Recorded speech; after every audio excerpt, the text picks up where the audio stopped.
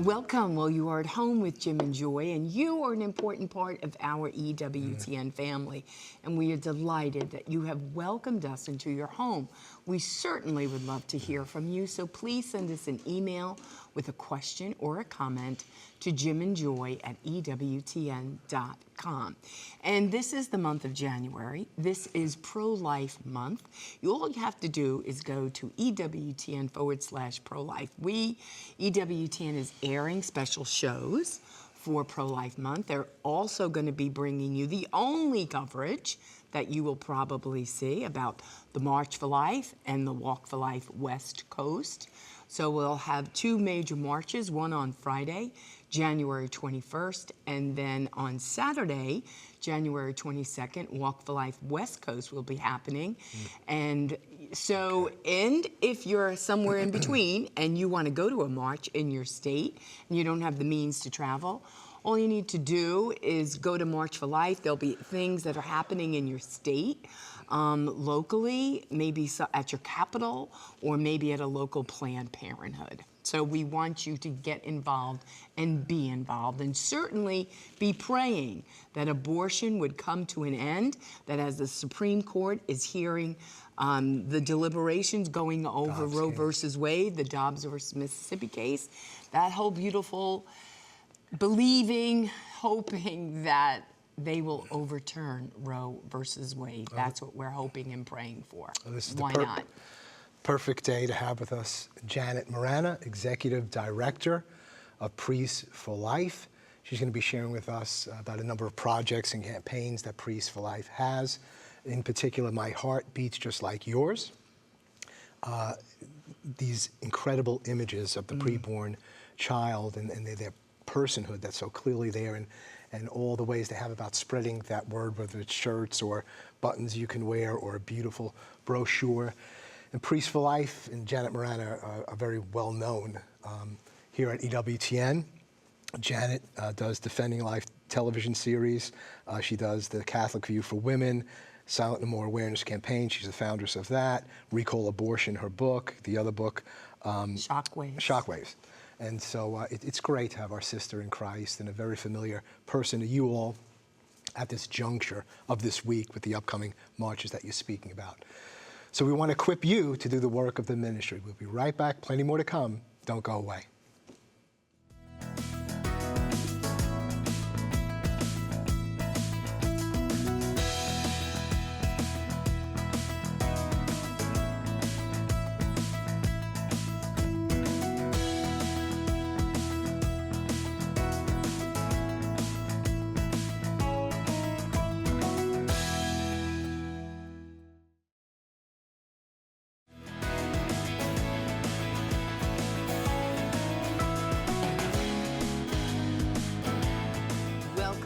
Well, you are at home with Jim and Joy, and today our guest is Janet Marana. She is the Executive Director of Priests for Life. You can visit their website, endabortion.us. And they have a new project, which Janet's going to tell us about. We're so grateful for Father Frank Pavone, Janet Marana, Kevin and Teresa Burke, Alveda King, and the beautiful ministry that they have throughout the world of telling the truth about abortion, healing men and women that are broken from abortion, and also the beautiful Silent No More awareness campaign, where they give men and women who may have had an abortion in their past a voice to tell their story, and the healing that comes to not only them and their family, but also to the church and to others who hear it, and frees them up so that they too have a voice and they can tell their story. So Janet, we want to thank you for your years of great service and your beautiful witness, but we want you to tell our family today a little bit about the new project, My Heart Beats Just Like Yours. And you could go to this website, myheartbeatsjustlikeyours.com. Janet, tell us about this new project that you're venturing out to. Yeah, well, first of all, thank you for having me, Jim and Joy. Of course, we know each other for a long time in the battle together. Right. And it's kind of ironic. We came up with this project last spring this concept because the abortion industry right now is focusing on the very early stages of pregnancy with the chemical abortion, as you know. Right. And one of the reasons is they can't find enough doctors to do surgical abortion. And all through the pandemic, they got the FDA waived the rules for distributing RU486 that now they could do a telemed appointment. So a woman sees a doctor on a computer and they mail her the RU486. Right. So they're really honing in on these babies in the earliest stages of development. And of course, we know by the testimonies of the women, they're telling these women, oh, well, the baby's not really developed yet. It's okay. Don't worry. It's not really, it's not really a baby yet. So we said, no. We know that little embryo, Yes. it's like you said, Joy, the heart beats at 3 weeks. And so we decided to use this campaign, My Heart Beats Just Like Yours, let the baby talk. And that's the unique part of this campaign. It's because people read fetal development, the baby can do this, the baby can do that. I said, no. Let's have the baby talk. Wow. And so that's what this is. It's the baby talking to you. Yes. My heart beats just like yours. Yes. And so that's how we started this campaign. The beautiful pictures that are in that brochure, we call them the NASA photos. They're used by taking these early developmental pictures, and they're kind of what NASA does. They'll stitch the pictures like they do from satellites together to get a clearer image. And that's what the technology is. And if you look at those images, they're astounding. I mean, it's clearly a baby. The baby you could see the eyes, the ears, it's all coming into place. And this is the pictures in the brochure are in the 7th, 8th, 9th, and 10th month of development. And RU486, as you know, is not supposed to be distributed past 10 weeks. So that's why we're focusing in on this earliest stages. Because, Joy, you work in a pregnancy center, and you get someone in there, women are finding out sooner and sooner they're pregnant, weeks into the pregnancy, because they take that test at home and they come in maybe to the center. Well, if you show them that brochure, there's no doubt right there that it's a baby. It's not, it's fully developed. And by the 8 weeks, it is now a fetus, no longer an embryo. Right. And so that's an important turning point also, because when you think about it, people refer to embryos like for embryonic stem cell, and people still think that, the baby, again, is not developed. Once it becomes a fetus, now it's a baby. And so, again, we're trying to educate with this campaign of all the beautiful things that baby does at such an early stage of development. Well, it's a brilliant idea because, it's really going right where, like you said, the abortion industry is targeting this baby and women. And even yesterday, I had a conversation with a client and a boyfriend, and I got to say to him, this baby, and you will see it on the ultrasound, because we know statistically 80% of the men and women who hear their baby's heartbeat have a conversion to life if they're going in and they are being thinking they're going to abort this baby because they're believing the lie that it's a blob of tissue, it's not really a baby. And you can tell them that in the counseling room, but then when they go into the ultrasound room and they see the baby and they hear the baby, there's a great conversion to life. And so, and I even said those words yesterday to this young man. I said, your heart started beating when you were in your mother's womb at 21 days. And you're sitting in that chair and your heart is still beating and you're alive and this baby is alive. And so it's a beautiful, brilliant campaign, and I hope that it awakens the reality of when a baby's heartbeat starts beating so that we could all see, oh my gosh, this is real. Right. And something, too, this also protects the mother because we're finding more and more women, of course, that are going down this route of chemical abortion are more traumatized. They're coming to healing at Rachel's Vineyard quicker and sooner, and because of the trauma. Why? They become the abortion doctor. Because, see, with a surgical abortion, the women can deflect their anger towards that abortionist. But now they're the person that, with their own hands, takes that pill. And where is the abortion clinic? It's their home. It's their bathroom. And we know already, we're getting testimonies already from women saying, I saw my baby in the toilet. and they flushed their own child down. Or some women said they grabbed it up out of the toilet, they put it in a little shoebox and ran out in the yard and buried the baby. I mean, the trauma that's happening because of the chemical abortion, it's tragic. The other thing, too, is women are at great risk because they'll give them that pill, but if it's an ectopic pregnancy, she's going to end up in the emergency room with severe complications. So this campaign, like I said, it saves the baby, but it saves the mother too from the physical damage and the psychological and emotional scarring that we're experiencing. I mean, they're coming to Rachel's Vineyard sooner and sooner because of this RU 486.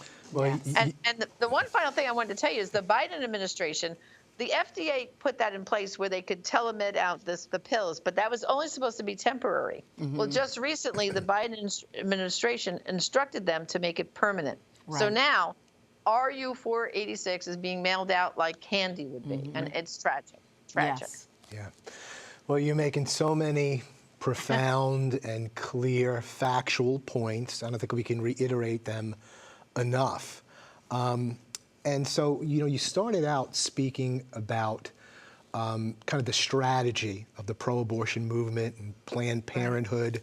And because, we look at surveys that have been taken and speaking to the public, and the public in America and probably in other places thinks that abortions only take place in the first trimester, especially these ages that you're speaking about, which is not true.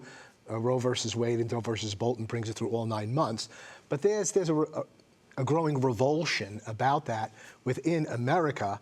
And so, like you're saying, they're targeting the early times because they think maybe more Americans can accept this, or it's just a blob, it's a mass, there's nothing really going on, it doesn't look like a human being, and so on. And so you're really focusing upon where this whole campaign for the pro-abortion movement is going to educate our people and to say, well, we seem to be winning the battle in the older ages of the children, but we got to win the battle right here. We know, life begins at the moment of conception. And so we say that, but as you said, it's one thing to say that, it's another thing to see how early that heart's beating. You're saying, let the baby speak. And for so many of us, especially in my situation, I was pro-life, but I wasn't very active. And it wasn't until I saw, one of our children, our last child, on ultrasound and saw him so vividly there early on, and saw that heart beating, and then we got another ultrasound, and I could push on Joy's stomach, and I could see him on ultrasound, and he would stop because he sensed the touch,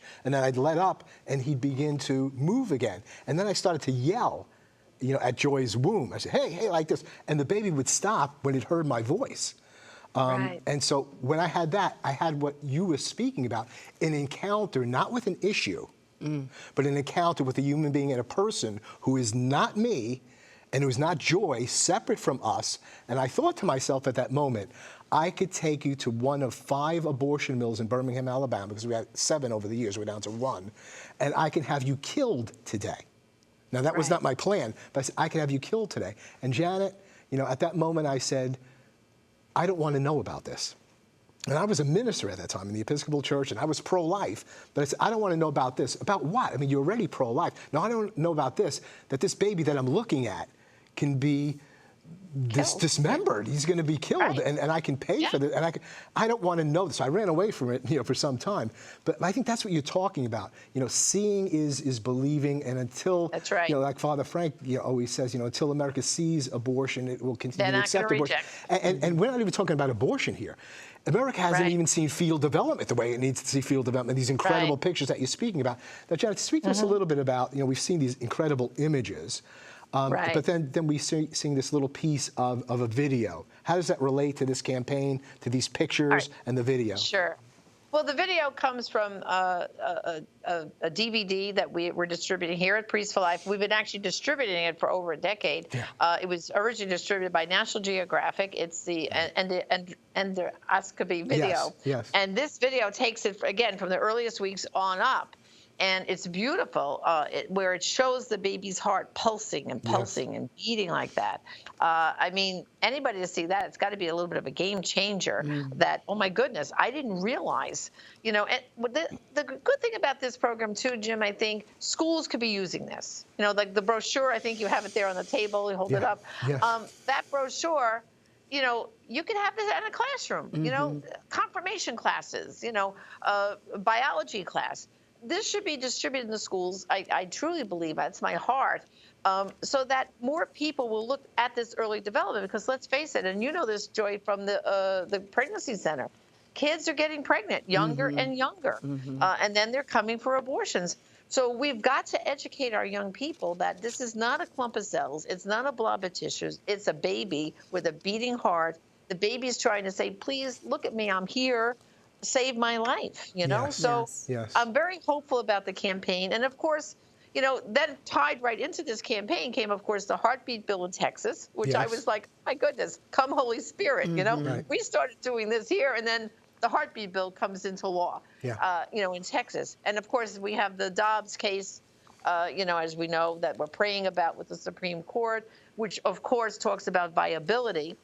And so for me, Jim, we've been at this for decades. To me, at such a time as this, Yes. with such a pro-abortion administration and the Congress, and right now we have these hopeful things happening that I can't be more excited. And that's why I'm excited about the campaign, because I always tell everybody, for every baby we save from an abortion, we're also saving a mom and dad too, from what we know is the grief that comes later on. Right. So and the education part is so true. We had a client who came in who had an abortion at 8 weeks in her past. So, but she never got to see the baby on ultrasound, never was told that it was a baby. She was told it was a blob of tissue.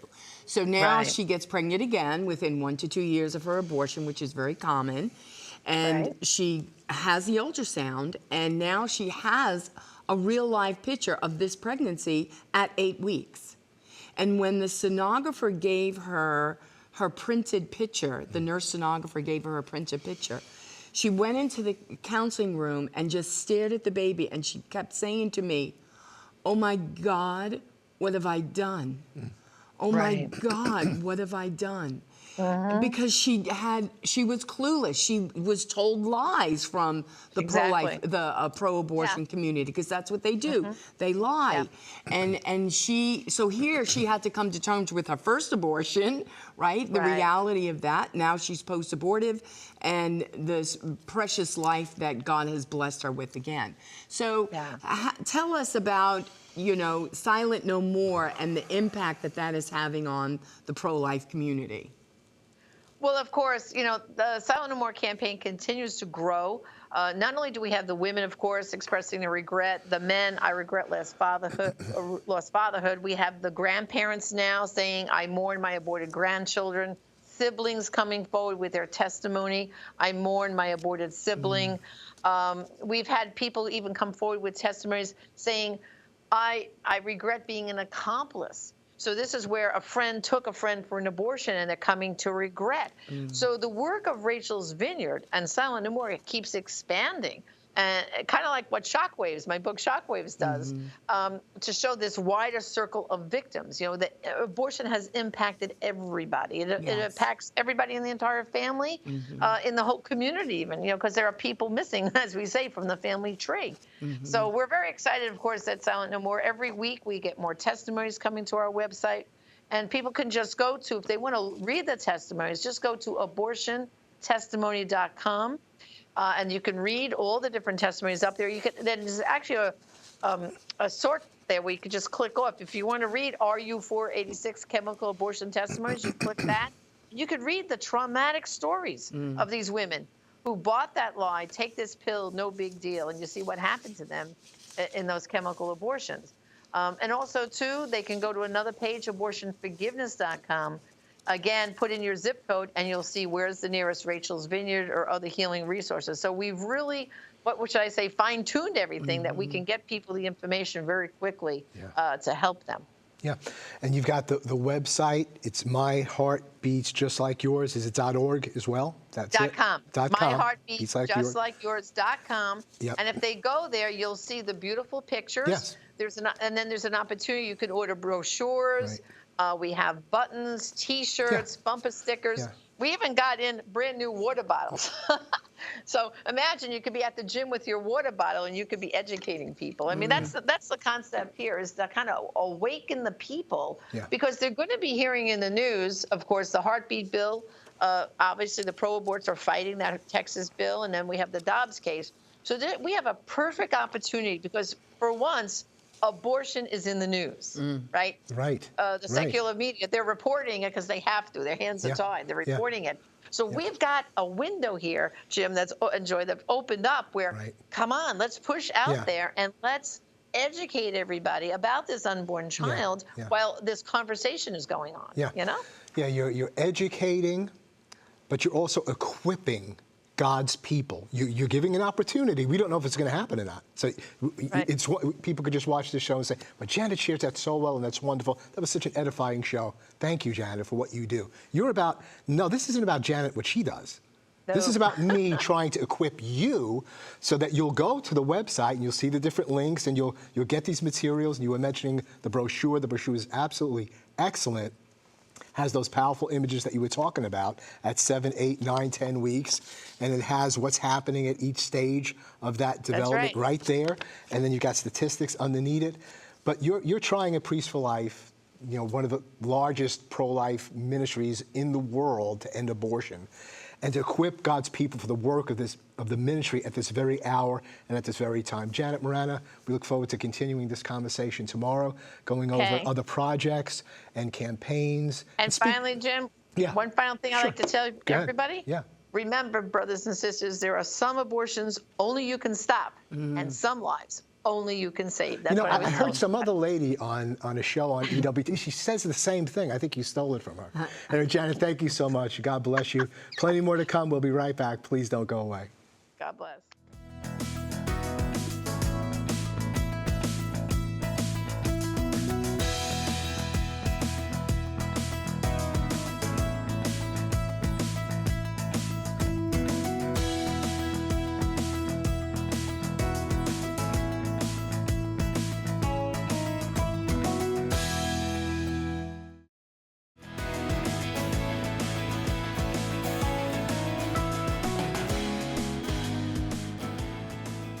Welcome back. Well, you're at home with Jim and Joy, and we had a wonderful conversation with Janet, a real pro-life warrior and doing great and wonderful things.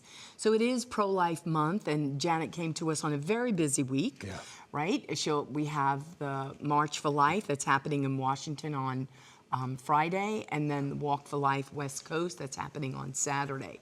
And then look around for your local marches to find out where you can participate, so you can get involved. And if you can't get out and get involved, then stay where you are and pray. Go to adoration and pray that abortion would come to an end in our land.